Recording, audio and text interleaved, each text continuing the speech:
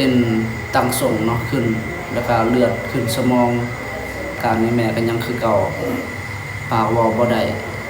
ข้าวน้ำตาปากบ่ได้กินเนาะอย่างน้อยนี่ก็แม่ปากเว้าได้กินข้าวได้นี่ก็ภูมิใจแล้ว4คืนมื้อนี้แหละบ่ได้นอนก็แม่นก็บ่ได้นอนแต่นั่งเผาเบิ่งอีแม่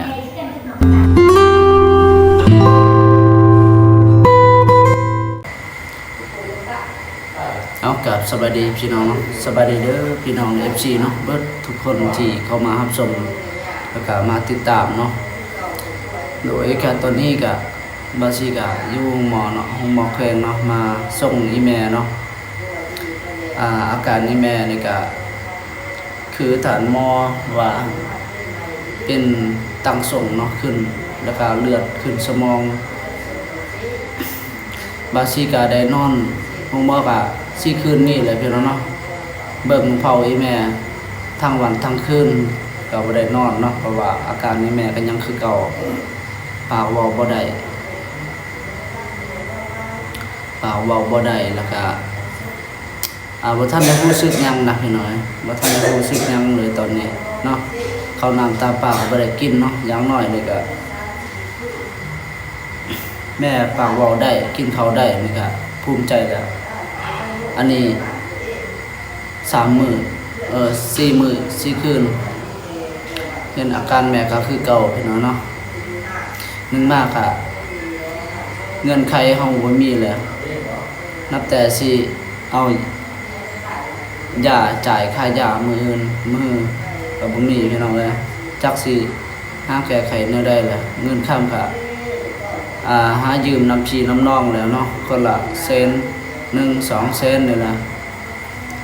เอ้ยน้องเขาจะมาช่วยเนาะพอดีได้ร่วมเงินที่เขายืมจากพี่จากน้องพอดีได้2 ล้านป้าย2 ล้านป้ายนะ2-3 ล้านนี่แหละยืมพอดีมาหอดจังใดมาหอดอันนี้เข้าห้องหมอเนาะจะได้มาหอดอยู่ห้องหมอแขวงอัตตปือนะ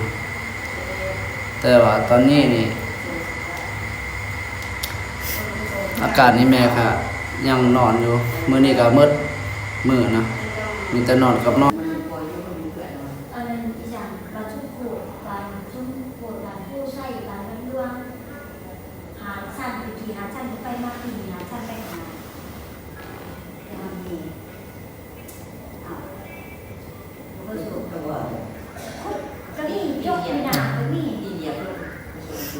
นอนบ่ทันตื่นปานนี้มีแต่นอนกับนอน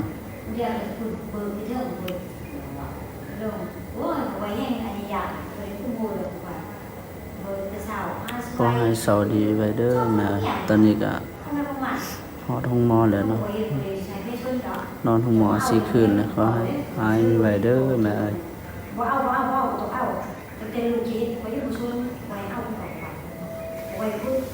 หมอรักษาให้แล้วแม่ขอให้เศร้าให้ดีไว้เด้อเจ็บไข้ท่านหมอท่านแพทย์ก็รักษาแล้วขอให้หายไว้เด้อแม่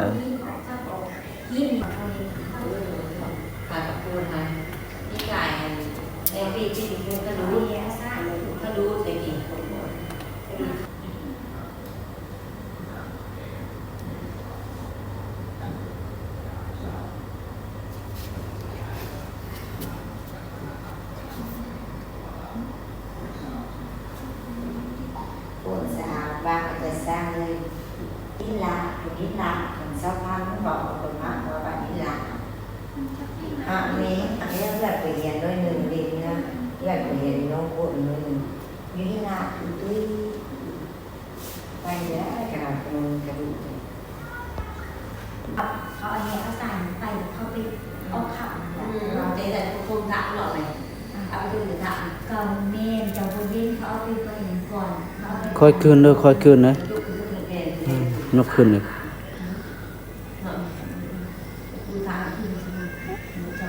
ออกไม่ยังปล่อยออกแม่ค่อยคืนหั่นจังหน่อยไอ้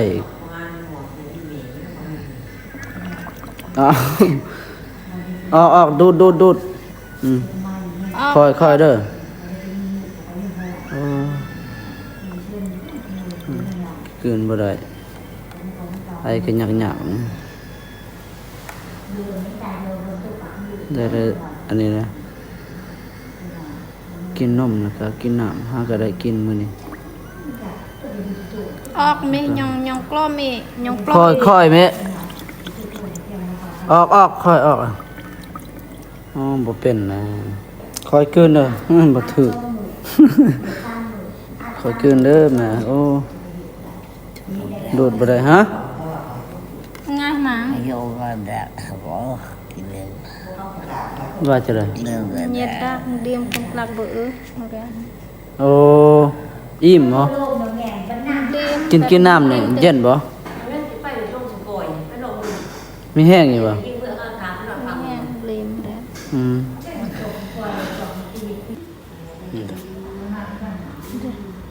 ก็นอนเอายานี่ได้กินลิตรซอยแล้วยานี่แล้วก็รู้สึกแบบค่อยแน่หน่อยหนึงมันก็พักผ่อนบางอย่างนี่ได้กินน้ำกินนมบางอย่างกินลิตรซอยเพิ่นว่ามีแห้งอาการก็เกือบสิดีขึ้นแล้วได้นอนห้องหม้อก็3-4 คืนนี่แหละอีแม่ก็อาการก็ยังคือเก่าปากเว้าบ่ได้มีแต่นอนกับนอนตั้งแต่เพิ่นเป็น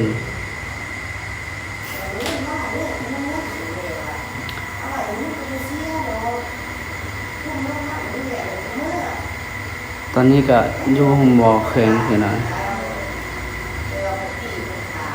เป็นห่วงอีแม่แหงขนาดจักเสียจะได้แหละขนาดเนาะมีแต่นอนกับนอนจังสิอย่างน้อยก็เปิดตาเปิดปากเว้ากับลูกกับหลานก็ภูมิใจแล้ว อันนี้มีแต่นอนครับนอนเนาะปากเว้าบ่ได้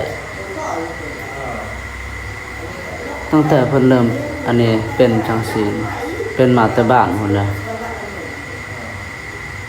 เป็นมาแต่หันพอดีเฮาก็ได้เอาหมอยอกมายานั่นมาเป่าเนาะเป่าแล้วก็ไปดูนำหมอยาหรือว่าหมอพีเนาะหรือว่านำอาจารย์นี่แหละหรืออาจารย์ก็เห็นว่าเป็นพยาธิตั้งทรงเนาะแล้วก็เลือดขึ้นสมองก็เลยได้ไปเอาอันนี้ทานหมอทางบ้านเนาะทานหมอพอดีเพิ่นก็ไปเอาทานหมอทางบ้านเนาะประมาณ3 โมง 4 โมงแรงนี่แหละพอดีทานหมอก็เห็นว่าตั้งส่งขึ้นหนักเนาะก็เลยได้ไปส่งให้แม่อย่างกระทันหันเนาะ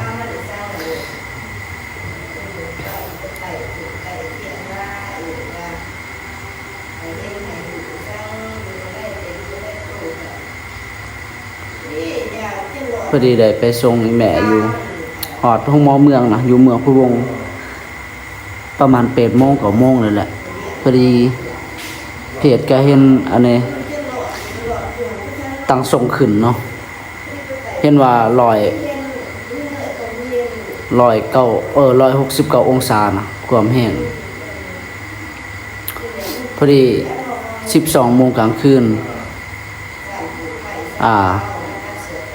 รถด่วนเนาะรถเพจรถมอนี่แหละไปส่งเนาะพอดีฮอดพี่ก็1 โมงแล้วก็บาซีกับเอื้อยเนาะได้ไปเล่นเอายาไปนั่นไปนี่เนาะได้ไป2 ไฟ 2 เอ็กโกให้แม่แล้วแล้วก็พอดี3 โมงพอดี2 โมงกลางคืนนะพอดีได้พักผ่อนเนาะคืนนั้นก็บ่ได้นอนมีแต่นั่งเฝ้าอีแม่ล่ะจนฮอดมื้อนี้นี่อาการก็ยังคือเก่าอุกใจเนาะ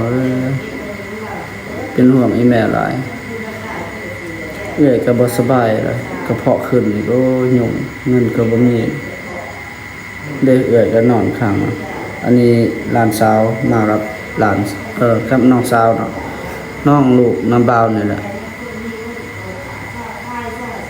มันก็ได้มาเฝ้า4 มื้อนี่แหละ4 มื้อ4 คืนน่ะอยู่นำกันยังเหลือแต่3 คนน้องชายก็ได้เมื่อแล้วเพิ่นเมื่อเฮ็ดเวียกนะยันตกงานถ้าว่าหลายมื้อเพิ่นพาเวียกนะตกงานนะยันเขาเจ้าสิไล่ออกเฮงบ่มีเงินสิใช้จ่ายค่ายาเป็นห่วงไอ้แม่ขนาดเด้อภาวนาขอให้แม่เศร้าเจ็บเศร้าไข้ไว้ให้ดีไว้เด้อไอ้แม่เอ้ยอุกใจแห้งนะถ้าเช็ดจะได้มื้อนี้ก็มื้อเลยมีแต่นอนกับนอนนะลุกบ่ได้เพราะว่าต้นโตก็บ่มีอะไรบ่ได้รู้สึกหยังเลยเฉพาะเบื้องซ้ายมือแขนขาแข้งบ่มีความรู้สึกหยังเลยมันลอยเบิดได้แต่เบื้องขวานี่ติ่งได้อยู่เบื้องขวานี่หลักๆนี่เจ็บหัวเพิ่นว่าปากก็บ่ได้เนาะคอยปากเจ็บหัวแล้วก็ลิ้นหันเค็งเบิดกระไตกระเค็งเนาะเลยอาปากเปิดปากบ่ได้ข้าวน้ำตาปลาเพิ่นบ่ได้กินอุกใจแล้ว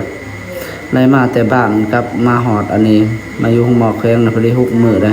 6 มื้อ6 คืนนี่แหละเนี่ยอาการแม่ก็คือเก่าเนาะโอ้จักสิเฮ็ดจะได้พี่น้องเอ้ย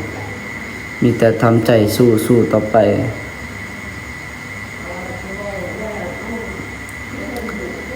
ตกเลี้ยงมานี่ก็ส่วนหลายน่ะคิดหนักน่ะใส่ความคิดหลายย่านแม่สิเป็นอันนั้นนี่นึงมากอะคิดเงินใครเฮานี่แหละเงินบ่มีนี่แหละหมู่สิหายืมนำไผเลยหมู่ว่าสิได้รักษาอาการแม่ดีหรือบ่นี่ภาวนาขอให้แม่ดีไว้เด้อแม่เอ้ย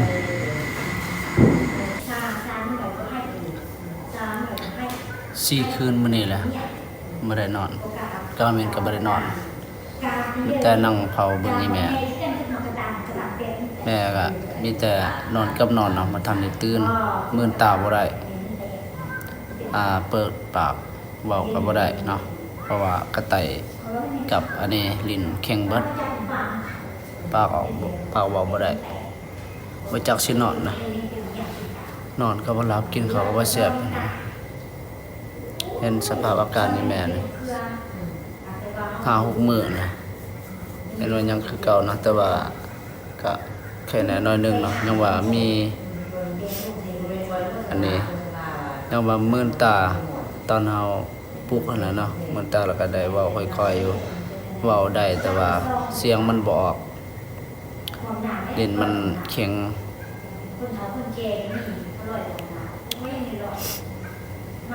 นี่นอนห้องหมออยู่ห้องหมอมาแต่บ้านพอดีได้ไปส่งให้แม่อยู่ห้องหมอเมืองเนาะ